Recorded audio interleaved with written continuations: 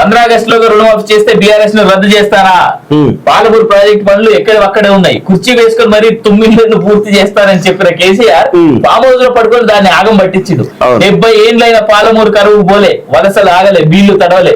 ఉమ్మడి రాష్ట్రంలో కల్వకుర్తి ఎట్లుందో అట్లనే ఆర్డీఎస్ పరిస్థితి అదే. వాస్తవమే కదా. నాగర్ కర్నూలు జిల్లా బిజినేపల్లిలో నిర్వహించిన జనజాతర సభలో మాట్లాడుతున్న సీఎం రేవంత్ రెడ్డి పక్కన లోక్సభ అభ్యర్థి మల్లు రవి. ఇక్కడ మల్లు రవి గురించి మనం ఒకటి మాట్లాడాము. ఇది నాగర్ కర్నూలులో అసలు ఏం జరుగుతుందో ఒకసారి మీకు చెప్పేటువంటి ప్రయత్నం చేస్తున్నారు. నాగర్ కర్నూలులో కాంగ్రెస్ మల్లు రవి, బీఆర్ఎస్ నుంచి ఆర్ఎస్పీ ఉన్నాడు. ఇది బాగుంటది కాంబినేషన్. అండ్ కాంగ్రెస్ నుంచి మల్లు రవి, అదే విధంగా బీజేపీ నుంచి భరత్ పోతుగంటి భరత్ ప్రసాద్, చాలా యంగ్ క్యాండిడేట్, 36 ఇయర్స్. ఈయన ముసలోడే, ఈయన అసలు అవుట్డేటెడ్ పొలిటీషియన్. ఈయన వాస్తవం చెప్పాలంటే ఇక్కడ వాస్తవంగా ఏంటంటే వనపర్తి, నాగర్ కర్నూల్, అదేవిధంగా కొల్లాపూర్, గద్వాల్, ఆలంపూర్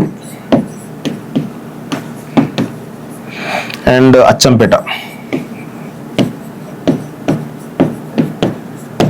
కల్వకుర్తి, ఈ 7 కాన్స్టిట్యూన్సీ అండి. సరే, ఇక్కడ మీకు అనాలిసిస్ ఒక క్లియర్ గా మీకు చెప్పే ప్రయత్నం చేస్తాను. నాగర్ కర్నూలులో చాలా విచిత్రమైన పరిస్థితి. అక్కడ బీజేపీ వాస్తవంగా పెద్ద బలం లేదు, అయినా కానీ ఏం జరుగుతుందో మీకు చెప్తా. ఇక్కడ ఫస్ట్ మనం బీఆర్ఎస్ గురించి మాట్లాడడం. ఆర్ఎస్పీకి అక్కడ డిపాజిట్ వచ్చేటువంటి పరిస్థితి లేదు. ఆయన అక్కడ స్థానికుడే, అచ్చంపేటకు సంబంధించినట్టు, ఆలంపూర్ సంబంధించినటువంటి వ్యక్తే కావచ్చు, కానీ ఈయన వ్యక్తిగతమైన ఇమేజ్ మొత్తం కూడా కోల్పోయాడు. బీఎస్పీ నుంచి పోటీ చేసి కనీసం బీఆర్ఎస్ సపోర్ట్ తోటి ఉంటే కనుక గెలుపు అవకాశాలు ఉంటాయి వాస్తవంగా. సో ఇక్కడ 3 నుంచి 4 లక్షలు మాదిగ ఓట్లు ఉంటాయి. సో ఈ మాదిగ ఓట్లను చీల్చడానికి కొంత చీల్చే అవకాశం ఉంటుంది తప్ప వేరే ఏ వర్గాలు కూడా ఆర్ఎస్పీకి అసలు ఎక్కడ కూడా ఓట్లు వేసే పరిస్థితి, అసలు ఆర్ఎస్పీని ప్రజలు దేకే పరిస్థితి కనబడతలేదు. ఇక్కడ మా అంటే 3rd ప్లేస్ లో ఉంటాడు, డిపాజిట్ వస్తే 3rd ప్లేస్ లో ఉంటుంది తప్ప మేజర్ ఫైట్ వచ్చేసి ఇద్దరి మధ్య ఉంటుంది. కాంగ్రెస్ వర్సెస్ బీజేపీ ఫైట్ ఉంటుంది. ఎందుకో నేను చెప్తా. ఎందుకు బీజేపీని మీరు అంతా అక్కడ అంత బలం లేదంటారు, గెలుచురా అంటే ఖచ్చితంగా ఇక్కడ పోతుగంటి భరత్ యొక్క ఫాదర్ పోతుగంటి రాములు.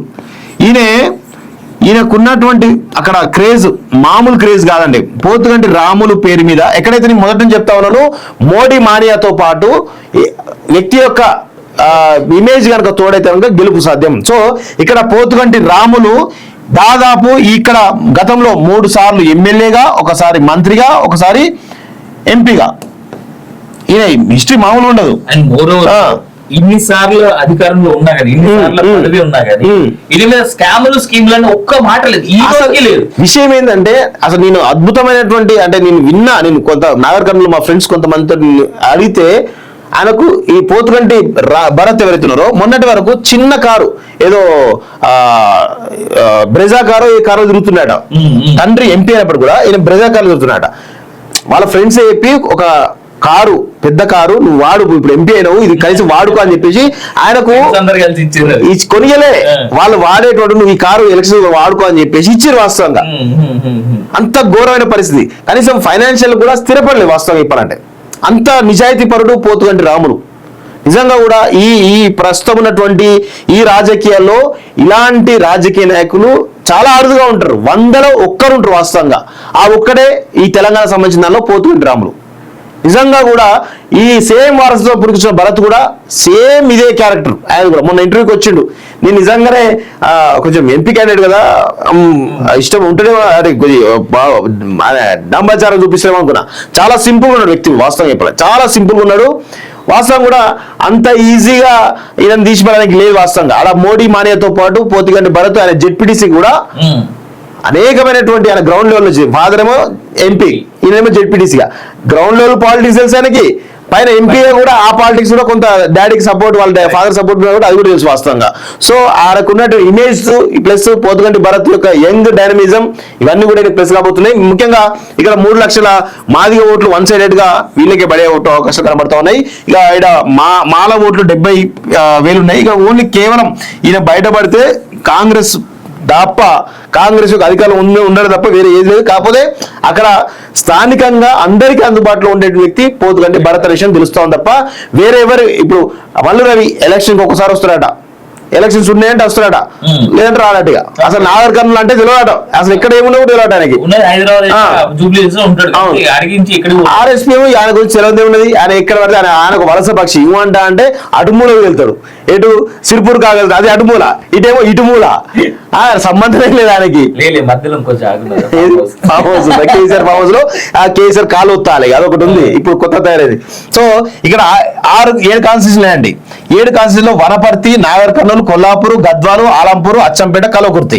ఇక్కడ గద్వాల్లో జేజమ్మ ఇప్పుడు ఆల్రెడీ అన్న పోటీ చేస్తుంది కాబట్టి ఆటోమేటిక్ గా ఆమె ప్రభావం ఉంటుంది కాబట్టి ఇక్కడ ఖచ్చితంగా బీజేపీకి లీడ్ వస్తుంది వాస్తవంగా. సో ఇక్కడ ఆలంపూర్, అచ్చంపేటనేమో ఈయన పోతుగంటి రాముల యొక్క సొంత కాన్స్టిట్యూన్సీ కాబట్టి ఇక్కడ 1 సైడెడ్ లీడ్ ఉంటుంది. రాజపేట భారీ మెజార్టీ 1 లాక్ పైగా మెజార్టీ కూడా ఇక్కడ నుంచే లీడ్ వస్తుంది.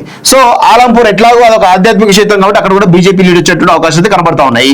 సో అదే విధంగా కలవకుర్తిలో ఆచారి ఆయన బలంగా ఉంటాడు. సో ఇక్కడ కూడా బీజేపీ లీడ్ వస్తుంది.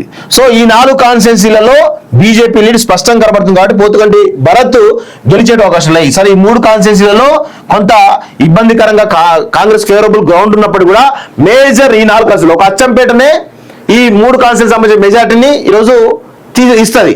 సో ఖచ్చితంగా ఇక్కడ కూడా భారీ మెజార్టీ తోటి భరత్ గెలవబోతున్నాడు. విచిత్రమైన విషయం ఏంటంటే ఇక భరత్ కు రేపు రాబోయే రోజుల్లో ఇంకా మంచి అవకాశం కూడా వచ్చే అవకాశం కూడా ఉంటాయి, మంచి పొజిషన్ కూడా వచ్చే అవకాశం అయితే కనబడతా ఉంది. సో నాగర్ కర్నూలులో కూడా అందరూ అనుకోవచ్చు, అరే ఏంది ఇంత ఫేవరబుల్ ఉందా, అది కాంగ్రెస్ కంచుకోట కదా అని అనుకోవచ్చు. కానీ రిజల్ట్ తర్వాత మాట్లాడదాము. రిజల్ట్ తర్వాత ఇదే ఈక్వేషన్ కనబడతా ఉంది వాస్తవంగా. నేను చెప్పిన ఏది కూడా మిస్టేక్ లేదు, రాసి పెట్టుకోండి. ఇందులో గద్వాల్లో డీకే అన్న ఆధిపత్యం చాలా స్పష్టంగా ఉంటది. సో ఆడ క్లియర్ గా ఆమె సొంత కంచుకోట కాబట్టి అక్కడ బీజేపీ లీడ్ రాకపోతే ఆమెకి ఇబ్బంది కాబట్టి ఆటోమేటిక్ వచ్చేస్తుంది. ఆలంపూర్, అచ్చంపేట వాళ్ళ సొంత కాన్స్టిట్యూన్సీ అక్కడ లీడ్ ఖచ్చితంగా ఉంటుంది, భారీ లీడ్ ఉంటుంది. ఆలంపూర్ ఆధ్యాత్మిక క్షేత్రము, ఆ కలవకుర్తి ఆచారిది మొన్న ఇంత 5,000 ఓట్లతో ఓడిపోయాడు వాస్తవంగా.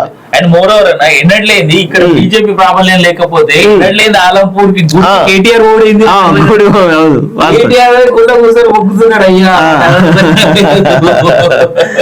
సో దిమ్మ తిరిగి మైండ్ బ్లాక్ అయితే అట్లుండే పరిస్థితి. సో నాగర్ కర్నూల్లో ఇది పరిస్థితి ఈక్వేషన్. నెక్స్ట్ రైట్, స్థానిక ఎన్నికలకు ఏర్పాట్లు చేయండి.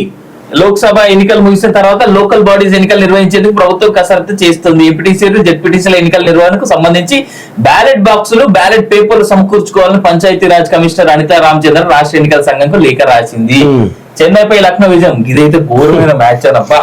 నాకు మ్యాచ్ చూడలేక రిజల్ట్ చూసా నేను అనుకున్నా అప్పటికే 4 వికెట్లు 80కి ఎందుకో 80